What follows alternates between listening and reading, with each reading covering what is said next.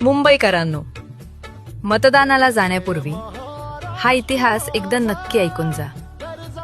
ज्या मुंबईत आज आपण अभिमानाने राहतोय ना, ती मिळवण्यासाठी 105 मराठी माणसांनी आपल्या रक्ताचं पाणी केलं होतं, आपलं बलिदान दिलं होतं.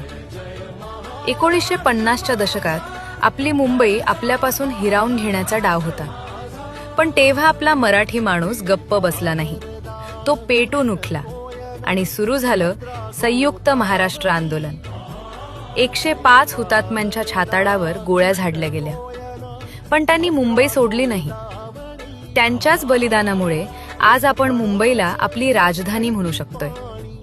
म्हणूनच उद्या जेव्हा मतदानाला जाल ना, तेव्हा त्या हुतात्म्यांची आठवण नक्की ठेवा आणि मगच आपलं पवित्र मतदान करा.